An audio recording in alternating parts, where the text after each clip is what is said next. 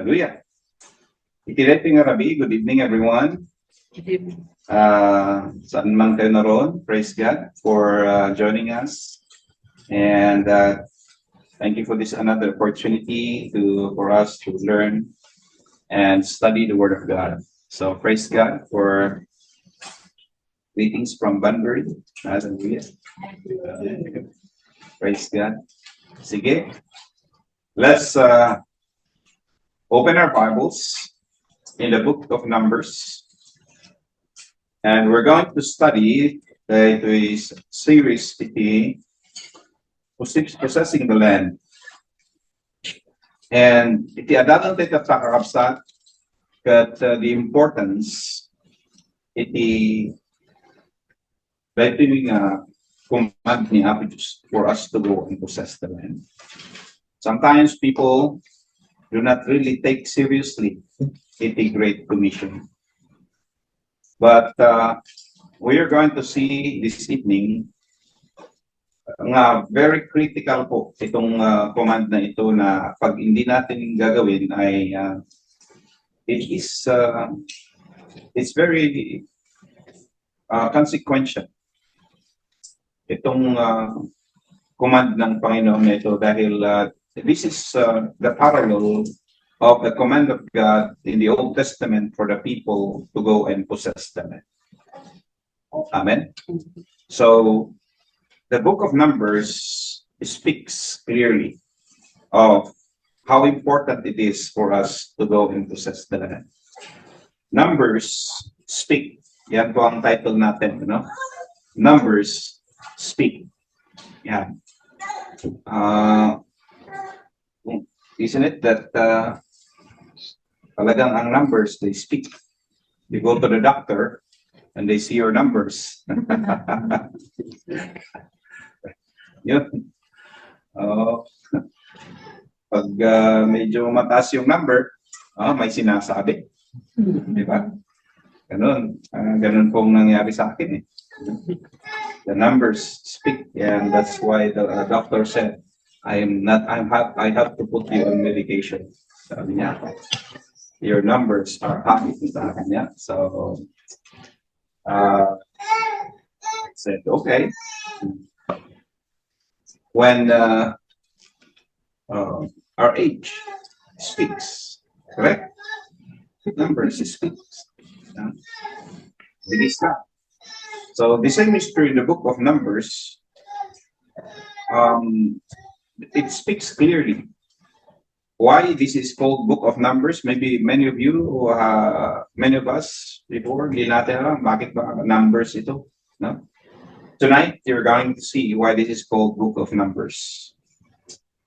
In chapter 1, we'll study the whole book. Amen? Amen. Amen. Kaya, umanda kayo. Okay? So in chapter 1, we read from starting in verse 1. Sinong gustong mag-volunteer? Basahin. Yeah. Maganda sana kung lahat ng mga naka-online din, if you can come on camera, if it is okay, then please come on camera so that we can see you. Sige, sinong magbasa? Numbers chapter 1. The Lord spoke to Moses in the tent of meeting in the desert of Sinai on the first day of the second month, the second year after the Israelites came out of Egypt. He said, take a census of the whole Israelite community by their clans and families, listing every man by name, one by one. You and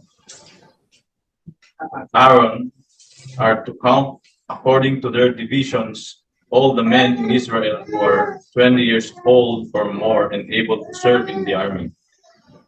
One man from each tribe, each of them the head of his family, is to help you. Okay, stop there.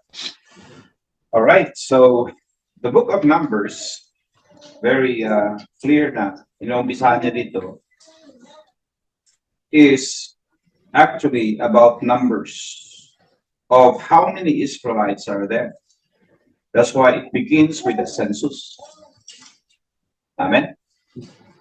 It begins with the census 2 years and 2 months after they came out of Egypt. This is in the desert of Sinai. Okay? In the desert of Sinai, dito po binigay ng Panginoon ang command for them to take this census. And those who are included in the census are only those who are 20 years old and above. And only the men. Not including women, not including children, or 19 years old and below are not included here. So it is very specific. Why? Because these are those who are able to go to war. Kaya, pag 20-year-old ka na, talagang wala ka ng rason. Kailangan punta ka sa giyera. Tulad nga sinabi ko the other day, Israel, every man and even women, by the way, this time, they are required to serve in the army for 2 years sa mga babae, 3 years sa mga lalaki before they can pursue their universities or colleges. Yeah? Kasi yan ang sitwasyon sa Israel na they are surrounded by their enemies, you know. They require those.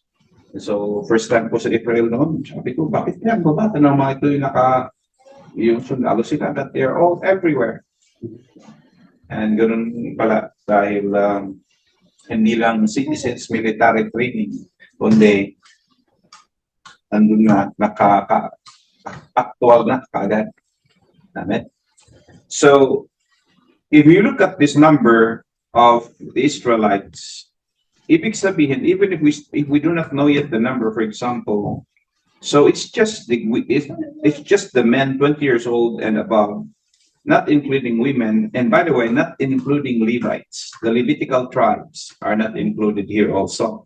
So whatever is the number, which we will see actually in verse 44. Somebody read 44. 44 to 45. Oh, 45 there is another. Verse 45, they were registered by families, all the men of Israel who were 20 years old or older and able to go to war. The total number was 603,550. Yeah. The total number of all these men 20 years old and above or able to go to war is 603,550. Now that number is if you consider now their children, I believe their children could be more than kasi pag 19 years old and below, I believe mas marami sila. Do you understand? Because including that children, which includes girls, amen. They could be around 1 million. Amen. How about the women? You understand? The women who are also 20 years old and above, so they could be around 2 million people. Amen. Basing on this number. So 603,000. Now, after 40 years of journeying in the wilderness, by the way, it should not have took them 40 years because it can be 40 days. Amen. The thing is, something happened that after 40 years in the wilderness, they are about to cross the Jordan. They are there already in the Jordan River. Near the Jordan River. And let's see what happened. Let's see the second census. Go now to Numbers 26. Okay. Numbers 26. And let's read from verse 4. Ang bilis natin, number 26 kagad tayo.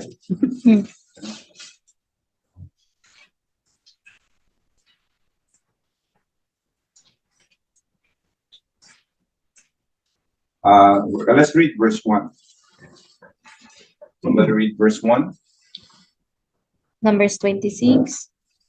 After the plague, the Lord said to Moses and Eleazar, son of Aaron, the priest, take a census of the whole Israelite community by families, all those 20 years old or more who are able to serve in the army of Israel. Go on. Verse 3. So on the plains of Moab by the Jordan across from Jericho, Moses and Eleazar the priest spoke with them and said, take a census of the men 20 years old or more, as the Lord commanded Moses. Okay. Now, this is now near the Jordan, across Jericho. That is already the promised land. The first census, they took it near Mount Sinai, the Sinai desert. Amen? Pero ito, malapit na sila. That is after 40 years. I mean, may I ask you, sa mga Israelites na they do not know family planning. Talagang parang mga igorot yan na noon ay mas maraming anak means mas maraming blessing. Ganun. Amen? So, sa kanila, they wanted more children because that's the really a sign of blessing. Can you imagine 40 years with this kind of people who loves to give birth to children? Do you think there how many do you think estimate ang increase ng population? Even those, for example, after 40 years, yung kapapanganak pa lang during that time in Sinai should be 40-year old. Amen? Yung mga 19, yung mga 60 or 59, di ba? Yung mga the rest they will be from 59 years old or 60 years old and below. Correct? They will be added to that. We estimated 1 million, but except girls, these now are men. And nadagdagan pa yan. Kasi nga, within the period of 40 years, maraming nadagdag dyan. Amen? It could be, their population could be at least times 5, you know. Correct? Or, yeah, something like that. Amen? So, aside from yung mga dati, kahit nasabi natin na yung 20 years old during that time na napasama sa first census, they will be 60 after 40 years. Amen? So they're still included. Now, the second census, it could be around, if only the men, even if it is times 4, it should be 2 million ang number nila after 40 years. 40 years ba naman? One generation. Amen? So, tignan natin in the second census kung ano ang number nila. Go to verse 51. Tignan natin yung total number nila sa verse 51.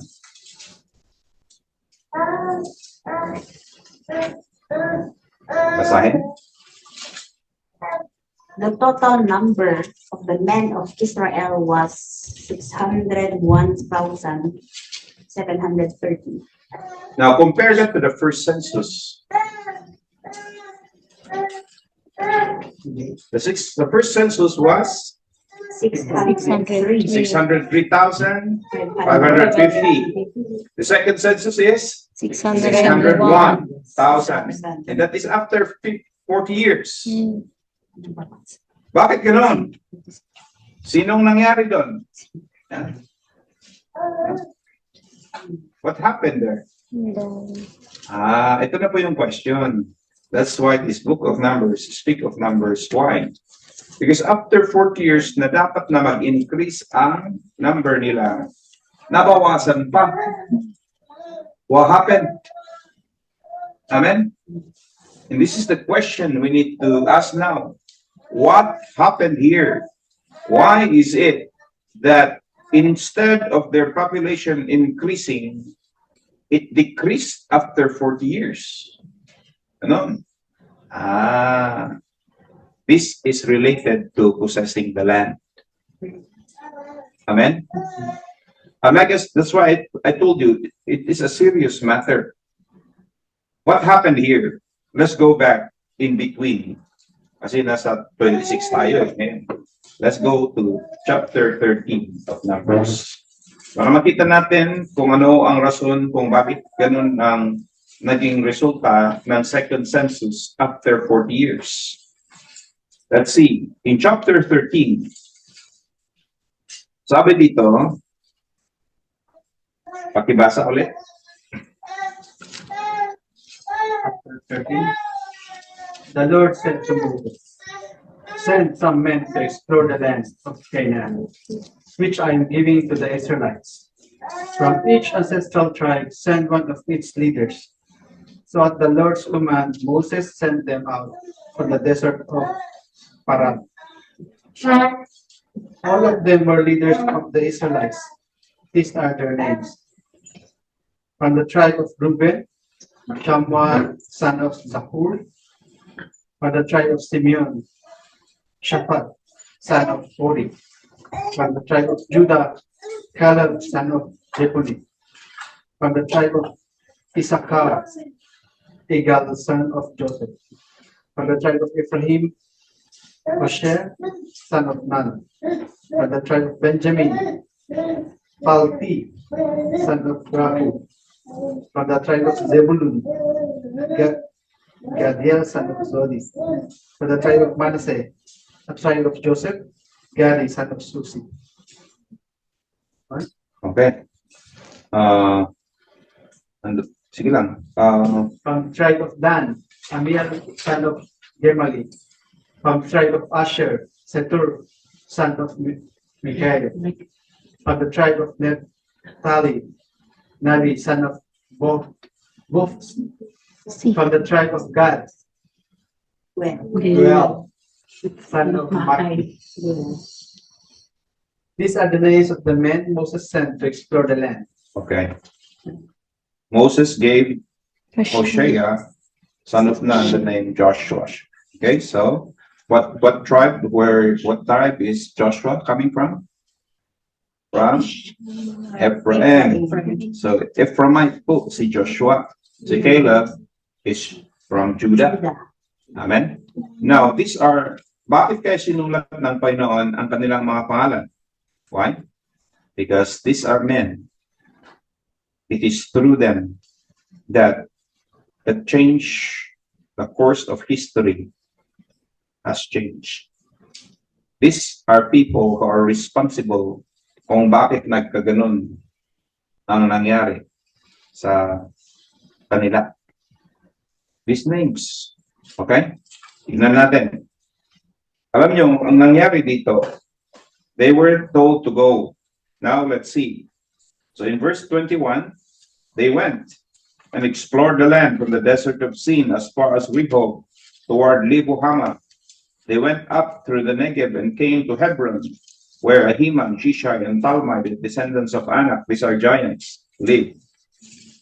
Hebron was built, or has been built 7 years before Zoan in Egypt, meaning it's older than Egypt and Zoan. When they reached the valley of Eshcol, they cut off a branch bearing a single cluster of grapes.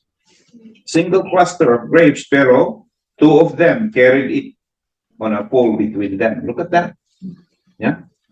Grapes na 2 tao ang bumuhat. Amen. Sabi ko nga, nung pumunta ako sa Israel nung una, 1998, I want to go and see the grapes. Na kailangang 2 tao ang bubuhat.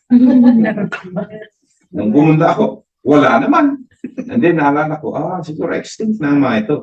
Kasi nga, di ba, noon sa atin, example lang, di ba ang lalaki ng mga kamuti natin, o kaya yung mga, may mga ano tayo doon, ngayon, mga kalabasa, malaki. Ngayon, ilang wala pang I mean, how many decades old? Only that, wala na. How much more this is thousands of years ago. Amen? So, katulad na maraming animal na nakasama sa Ark ni Noah, marami nang extinct. Wala na sila. Amen? The same is true with this fruit. So, anyways, eto, sabi niya dito, two of them carried it on a pole, verse, along with some pomegranates and figs. That place was called the Valley of Eshcol because of the cluster of grapes the Israelites cut off there. At the end of 40 days, everybody said 40 days. 40 days. I want to take note of that because that's very significant. Numbers speak. Sabi ko nga, kaya every number here that we are mentioning, if they are speaking, they are very symbolic. Okay? They returned from exploring the land. They came back to Moses and Aaron and the whole Israelite community at Kadesh in the desert of Paran. There they reported to them and the whole assembly and showed them the fruit of the land. They gave Moses this account. We went into the land to which you sent us, and it does flow with milk and honey. Here it's its fruit. It's the evidence. But the people who live there, ito, dinagdag nila, tama nga, it's flowing with milk and honey. And then they said, but, pag may nadagdag na but, yun na. This is now the negative part of it. The people who live there are powerful and the cities are fortified and very large. We even saw the descendants of Anak there. You need it started with a positive confirmation of what God said to them, that it's flowing with milk and honey. But it ended with a negative report. Amen. It ended with a negative report wherein it says here, the Amalekites live in the Negev, the Hittites, Jebusites, Amorites live in the hill country, the Canaanites live near the sea along the Jordan. When they were reporting that, Caleb already noticed that, hey, this is not good. They are going to report a negative report. And sabi dito ni Caleb, he silenced the people before Moses and said, we should go up and take possession of the land, for we can certainly do it. Yan. Para bang ini-stop ni Caleb na, up. Hindi yata maganda yung sinasabi niyo. No? And so he said, let's go and possess the land. Ito na po. Dito po, yung sinasabi ko sa inyo how serious it is, itong possessing the land. Amen? At this juncture, only those who have faith like Caleb and Joshua, dito na nakita kung ano ang tunay na kulay. Hello? Kung sino talaga ang nag-trust. Ano yung nag-trust? Nagtitiwala sa Panginoon. Kung sino talaga ang nakatingin sa Panginoon at hindi sa mga bagay. Kung sino talaga ang may pananampalataya. Dito na talaga nakikita. Dahil out of these 12 spies, majority of them said this in verse 31. But the men who had gone up with him said, we cannot attack those people. They are stronger than we are. Meaning to say, all this journey that we did, everything, all this that we came out of Egypt, yes, we journeyed in the wilderness. Now that they are already there. By the way, they are near the place. Amen? That's why not Moses sent them to spy, because they are almost there. Amen? 12 spies. When they were reporting, ito na. Sabi nila na, we cannot attack those people. In short, we have wasted our time coming here. Parang ganun na nga ang conclusion nun. We just came here to die because now that we saw, yes, the land is flowing with milk and honey. Yes, positive, it's good land. The problem is, there's no way we can possess that land because there are giants there and they are really stronger than us. Their cities are already fortified and large. Even if we go there, look at this, what they say. We look like, it says there, the land we explored devours those living in it. All the people we saw there are of great size. We saw the Nephilim, the descendants of Anak come from the Nephilim. We seem like grasshoppers in our own eyes, and we look the same to them. So ayun. This, why God brought them there, is to possess the land. But now they are saying, no way, basing on the report of these spies. I tell you, these spies has caused the change of this history because of the report. Amen. And so in chapter 14, we see now the reaction of the people. That night, all the members of the community, all the members, everybody say all. All the Okay, they raised their voices and wept aloud. Why were they weeping? Bakit? Because they're weeping something that is nothing supposed to be. It's just that they believe the lies of the enemy. And yes, it could be real because, oo nga naman, eyewitness yung mga yon, nakita nila, but they were basing now their conclusion on what they have seen, but not on what God said. Amen. The promise is, I have given you the land. Remember that? We learned that. See, I have given you the land. The same principle applies to us now. Now God has given us the land. And when you go and encounter things that might discourage you, come on, let's learn from this. Amen. This is very, it's a critical juncture wherein, sabi nila dito, because they believe it. They believe the report. Tulad ngayon, minsan, ay, mahirap doon. Ang hirap kayo sa Banduri. Hello? Ang hirap kayo sa Albany. Ganun. Ang hirap kayo sa Kwan. Ganito, ganito. And the moment you believe those things, wala na. Yeah. You know? Yes. What happens is, Amen. you will not have the strength and you will not have the determination anymore to go and do what God wants you to do. Because you start to believe the lies of the enemy. And what happens?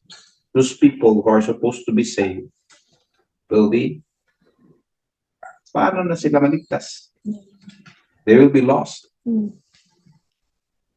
Amen. And that's why anyone who speaks negative is contrary or contradicting the command of God, the Great Commission. Amen. The moment we contradict itong command ng Panginoon na itong Great Commission, delikado tayo. Tignan natin ang nangyari dito, ha? Oh. In verse 3, why is the Lord bringing us to this land only to let us fall by the sword? Bakit? Yun ba ang plano ng Panginoon? Sa conclusion na nila yun. They jump into conclusion that God brought them there so that they will just die. And then they even said in advance, parang nag-advance na yung isip nila, our wives and children will be taken as plunder. Sinabi ba ng Panginoon yun? Hindi. Sila na, dahil sa takot nila, dahil sa unbelief nila, they are already anticipating in a negative way kung ano yung mangyayari sa kanila. Which is not in the plan of God. Amen? Sila lang. Ganyan kasi ang when fear comes, ay baka ganito mangyayari sa akin, tapos ganoon gagawin sa akin, tapos ganito pa ang gagawin. Hello? Isn't it? When the fear comes, may mga bagay na you start to, and then it will paralyze you. And you will not go anymore. Amen? And so, and they said to each other in verse 4, we should choose a leader and go back to Egypt. This is now the result of once you listen to unbelief, or to negative report, it leads to unbelief. See, it starts with a report. It starts with this bad report, that causes people to doubt the promise of God. And when you started to doubt the promise of God, like for example, let's have a project. Okay, church building. The moment somebody starts to sow negative report. Oh, wala na. Yeah. Amen? Yeah. They would say, paano tayo makakabili niyan? Wala na tayong ganito eh. Wala pa kami. Estudyante pa kami eh. Mga ganito. You know, when you start to entertain those things, you cannot move forward. It will paralyze you. Amen? Yeah. Yes. Instead of that, That's true. instead of really believing that God is able to do anything, hindi ka lang may stuck. You will start to say, let's go back to Egypt. Meaning, hindi lang yung naging, then, hindi mag-forward yung trabaho, kundi pabalik pa. Regress. Amen? And the result is talagang the enemy will take advantage of it because that's actually tantamount to rebellion. That's actually rebellion already. Rebelling against the purpose and plan of God. Kaya sabi nila na, let's choose a leader, meaning to say, they don't want the leader whom God has chosen because he's leading them to their destruction. Amen? And so therefore, they reject the leader whom God has appointed and they want to choose their own leader according to their judgment. Are you here with me? That's rebellion. So unbelief leads actually to unwillingness of doing God's will. It leads to disobedience and leads to rebellion. Mga kapatid. It starts with a negative report and then it is blown up na ganitong mangyayari dyan, ganitong mangyayari dyan, ganitong mangyayari dyan. Amen? Madagdagan until sa ay, kalimutan na natin yan. Huwag na natin gawin yan. You know? And then they will start to even look for some leaders who will agree with what they want. Yeah. Amen? Ganyan naman talaga. This is how the devil works. Noon pa yan, lumang tugtugin na yan, dito pa yan. Amen? Kitang-kita yan sa until now, it's happening. So, this is, be careful of reports. Be careful of ideas that you think that parang totoo naman yung sinasabi. But if it is not aligning with the will of God, be careful. When you itay-tayang tilapayag mo, palagitang report, palagitang bad report. Iso nga, hindi ka tayo nga, whose report will you believe? Hindi nyo nga ba yan? We shall believe the report of the Lord. Whose report will you believe?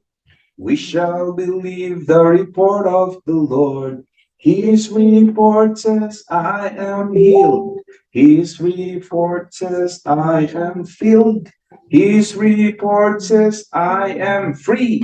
His report says, victory. Because this can also be applied in our personal walk with God. Wherein the devil would say to you, oh, wala ka na. And the devil will give you all the lies. And if you believe the report of the enemy, talunan pa talaga. Amen? So, be careful that this can happen corporately in a church. It can happen personally also. And let's just see, how does God respond to this? Remember the survey? This juncture, this sinful act of people, on how they resisted, on how they went against the will of God, not willing to go and possess the land. This is the time that God decided. Sabi niya, ito, tignan natin. Moses was so concerned that he fell down in front of the whole assembly in verse 5.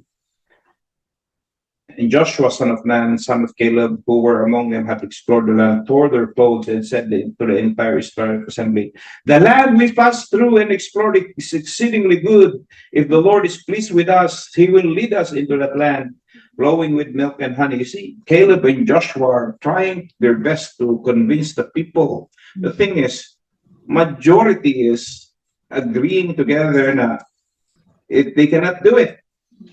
So, in verse 9, only do not rebel against the Lord and do not be afraid of the people of the land because we will devour them. Their protection is gone. Look at this. This is the faith of Joshua.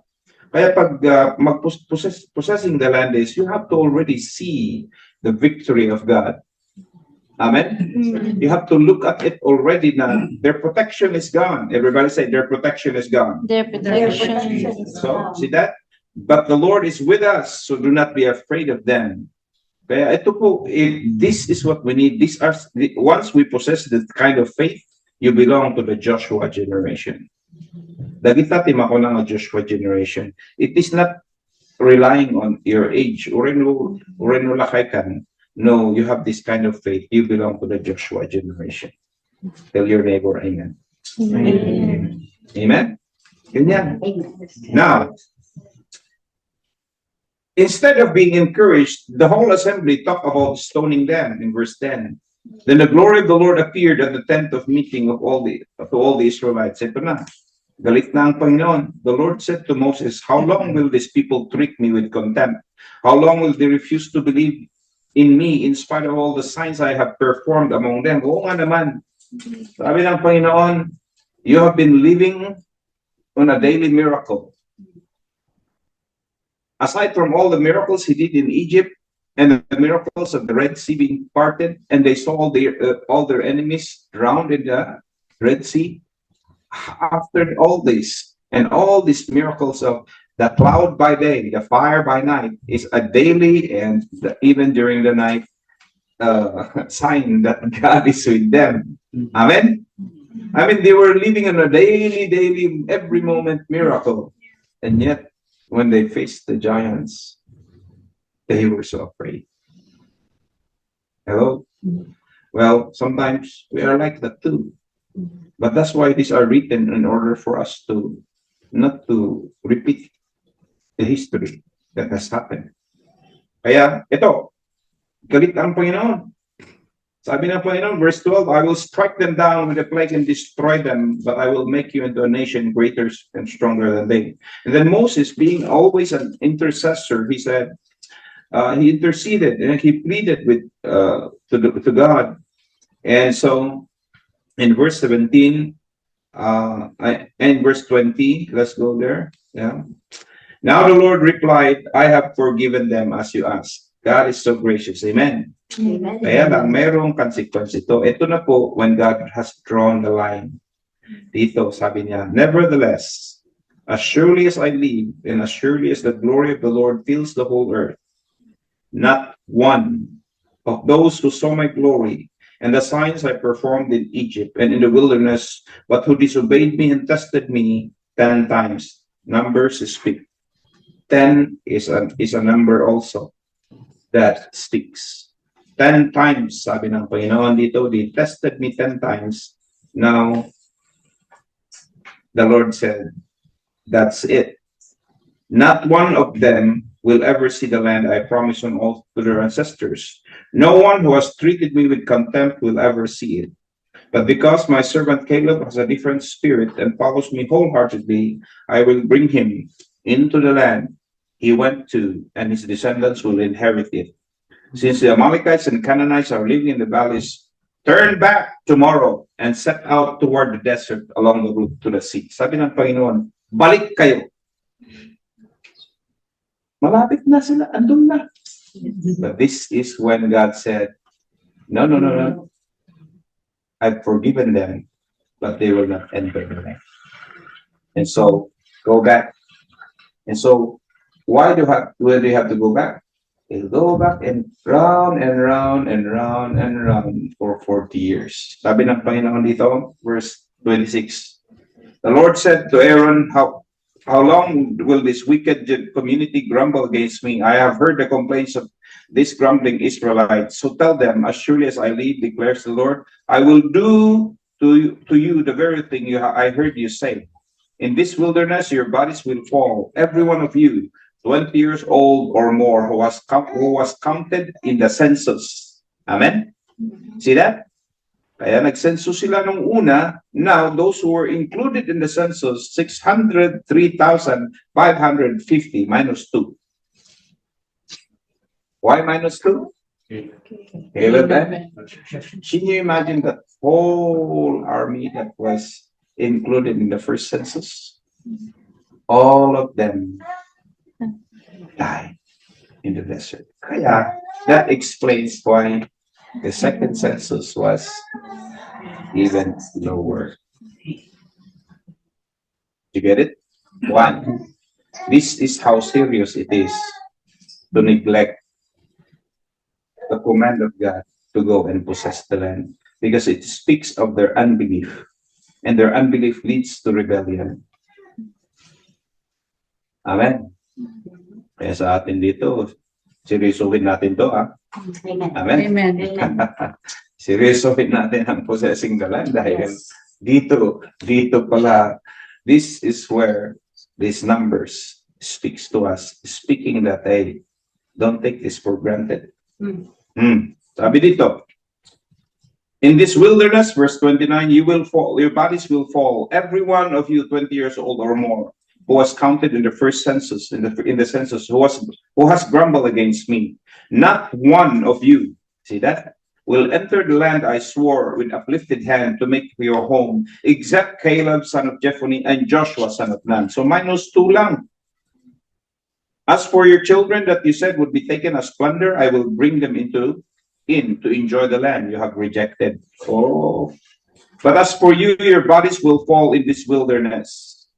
Your children will be shepherds here for 40 years. Hello? You see that? 40 years. Everybody say 40 years. 40 years. Instead na, yung 40 years na yan, doon na sila sa promised land. Balik kayo! Because you will be wandering for 40 years and then pati na rin yung mga children nila, they will be shepherds there in the desert for 40 years, suffering for your unfaithfulness until the last of your bodies lies in the wilderness. Hanggang sa mamatay kayong lahat, sabi niya. Why? 40 numbers speaks. Look at this. For 40 years, 1 year for each of the 40 days you explored the land. How many days they explored the land? 40 days. Time is 1 year, 40 years. Numbers speak. Amen? 40 speaks of judgment, or number 4. Okay? And, yan. Alam niyo ang Panginoong Jesus, He was beaten 40 lashes minus 1. 39. But 40 minus 1. There's a purpose for that. Here, 40 years. Because 40 days times 1 year. 40 years. You will suffer for your sins and know what it is like to have me against you. I, the Lord, have spoken, and I will surely do these things to this whole wicked community which has banded together against me. They will meet their end in this wilderness. Here they will die. And then look at what happened to those men who went to explore and gave the bad report. So the men Moses had sent to explore the land, who returned and made the whole community grumble against him by spreading a bad report about it. These men who were responsible for spreading the bad report, you see that, about the land, were struck down and died of a plague before the Lord. Immediately, they died. These are even leaders. Amen? Kaya po na-specify ang mga pangalan nila. Mahirap po, mga kapatid, kung tayo ang maging source ng bad report. Amen? Delikado. Immediate ang judgment nila. Buti pa yung iba, it took them for a while to go and enjoy the desert. You know? Amen? But this who are responsible for the bad report ay talagang right there and then. Their judgment was already executed. So in verse 38, of the men who went to explore the land, only Joshua, son of Nun, and Caleb, son of Jephunneh, survived. When Moses reported this to all the Israelites, they mourned bitterly. Early the next morning, they set out of the highest point in the hill country, saying, "Now we are ready to go up to the land the Lord promised. Surely we have seen." You see that? What is that? What is the real subject here? Possessing the land. Now they said, "Okay, we're repenting. We're going now to possess the land." See, that's what they're saying. Amen. Because that's the main issue here. Sabi nila, okay, we will go. And then verse 41. But Moses said, why are you disobeying the Lord's command? This will not succeed. Do not go up, because the Lord is not with you. You will be defeated by your enemies. Okay? For the Amalekites and the Canaanites will face you there. Because you have turned away from the Lord, he will not be with you, and you will fall by the sword. Anyway, look at this, verse 44. Nevertheless, in their presumption, nung ano sila, they are now presuming, yeah. They went up toward the highest point in the hill country, though neither Moses nor Ark of the Lord's covenant moved from the camp. Then the Amalekites and the Canaanites who lived in that hill country came down and attacked them and beat them down all the way to Hormah. You see, after all that they did, they changed their mind, but the judgment was pronounced already. Kaya mahirap talaga po, mga kapatid. This is the defining moment on why these people were not able to enter, and on why that number went down from 603,000 to become 601,000. Kaya dalawa lang pala ang nasabi, nakapasa. So, yung sinabi niyang 10 times they have tested me. Okay? Isn't it that number 10 speaks of yung tingnan niyo yung 10 commandments. Amen? 10 commandments, it has to do with the law. Na-summarize yung law na parang 10. Ganun. Parang 10 kasi is parang yun na yung hangganan ng kung gaano natin and how, of course, God is forgiving. Wala kong hangganan ng forgiveness ng Panginoon. Pero pag nakikita natin ang number 10, it's a number of parang testing na katulad ng Panginoon in tithes, which means 10. He said, test me in this. Hello? Hanggang saan ba yung pananampalataya natin? It is in the tithes that we are being tested. Amen? Kaya, itong sabi ng Panginoon, they tested me 10 times. So, mahirap pala, kahit sa tithes natin. It reveals kung saan ang pananampalataya natin. Do we really trust God? And so, presumption that they did, after all that, wala nang blessing. So, let us learn from this story. Let us go to Joshua chapter 5, verse 2 to 9. When Joshua was recounting the story, because now Joshua, they are now in the promised land, amen? And he's just recounting the story, and he's about to circumcise those people. Joshua 5, verse verse 2.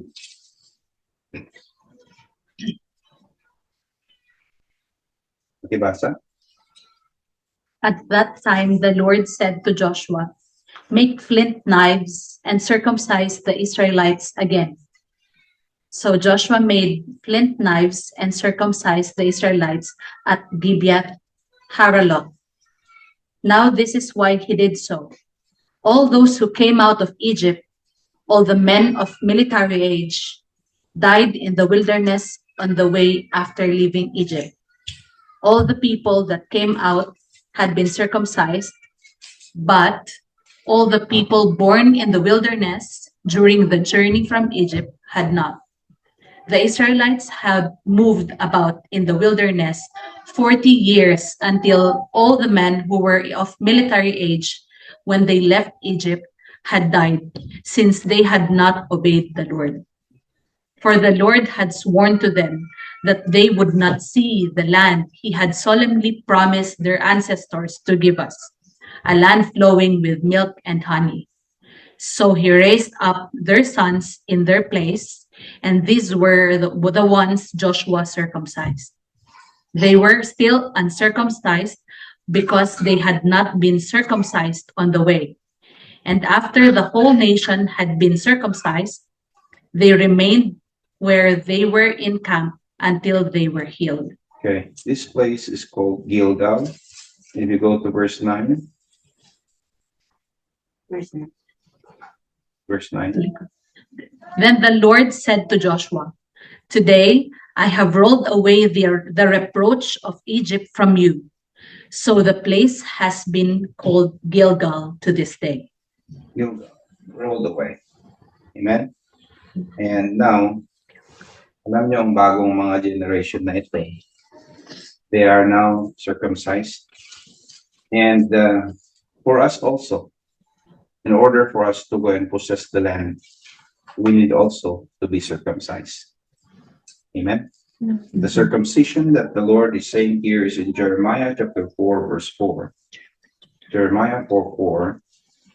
Sabi dito, somebody read. Jeremiah chapter 4, verse 4.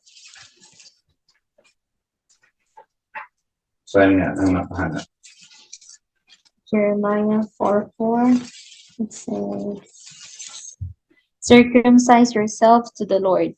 Circumcise your hearts, you people of Judah and inhabitants of Jerusalem, or my wrath will flare up and burn like fire because of the evil you have done. Burn with no one to quench it." Okay, you see that? Why is it that prone tayo sa ating to rebel against God? We need our heart circumcised. Amen? In order for us to not be easily very quick to depart or to go against the Lord or to rebel against God, we need our hearts changed. And that's why in Romans chapter 2, verse 28, 29, ito po yung sinasabi niya, it's the circumcision of the heart that is necessary for every one of us. Basahin nga natin. Romans chapter 2, verse 28. Pakibasa. A person is not a Jew who is one only outwardly, nor is circumcision merely outward and physical. No, a person is a Jew who is one inwardly, and circumcision is circumcision of the heart by the Spirit, not by the written code. Amen.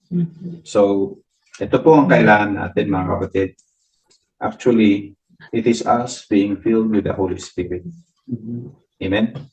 When we are being filled with the Holy Spirit, the Spirit of God changes us and make us ready to go and possess the land.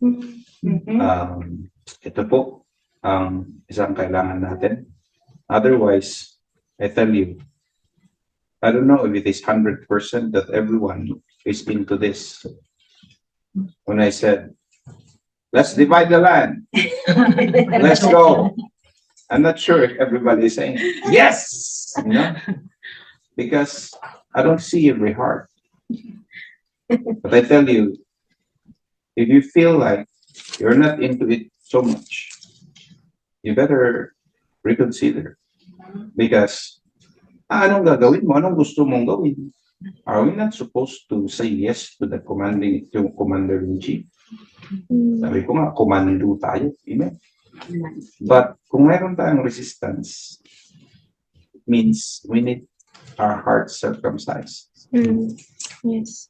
Hello? Para hindi tayo matulad sa mga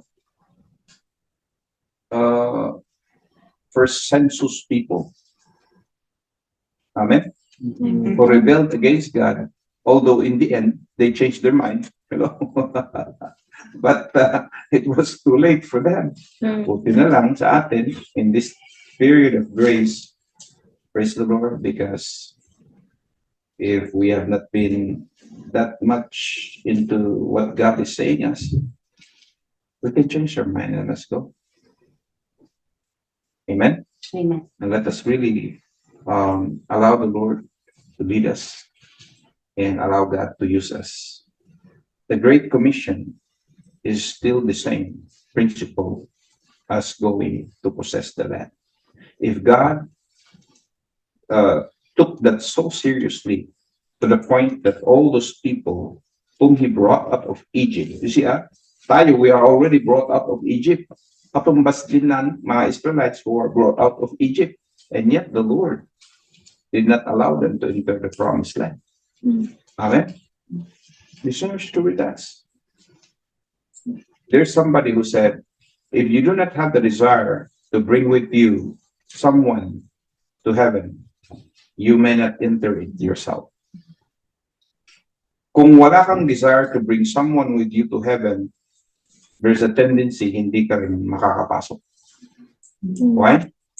Because it is not consistent. How can you say na you love God and that you have been born again?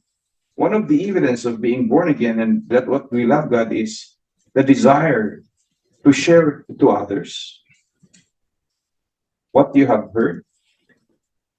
Ang isang definition na naririnig natin when it comes to evangelism is a beggar who found bread going to tell other beggars where to find bread.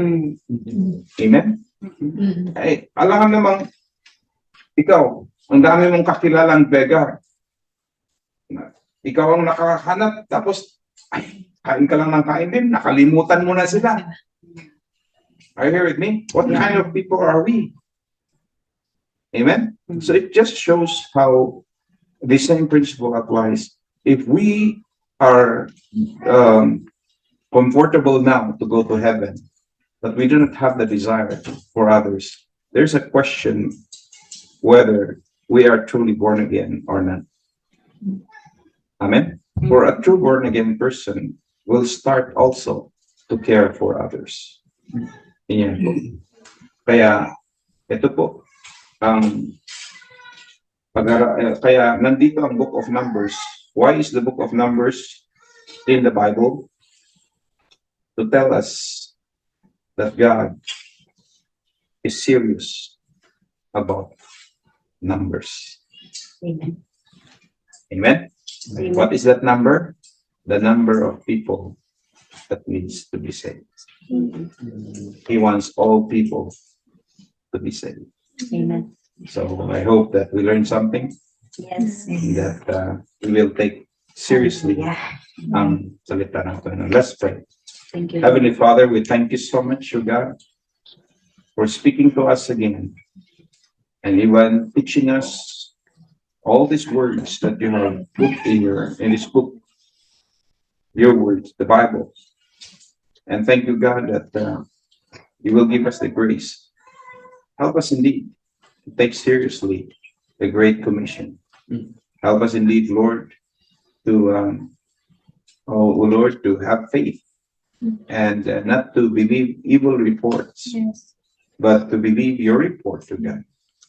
And that whatever you have decreed, or whatever you have already spoken, Lord, that you have given us the land, that we will truly, no matter how challenging it is, no matter how difficult it may be, but Lord, help us not to look at the giants. Help us not to look at the situation, our circumstances, Father, but to believe, O Lord God, that you are God who has already given us and assured us of your victory. And Lord, help us to obey your commands. It may be challenging. Maybe distance will challenge us. Maybe, oh God, our resources will challenge us. But Lord, you are God who promised that you will be with us even to the end of the age. Yes. Salamat po, Panginoon. I pray now, Lord, that you will cause your words to, oh God, remain in the hearts of your children, helping us, Father, to truly take seriously these things that you have commanded us. We praise you, Lord, in Jesus' name. Amen. Praise God. Yeah. Okay.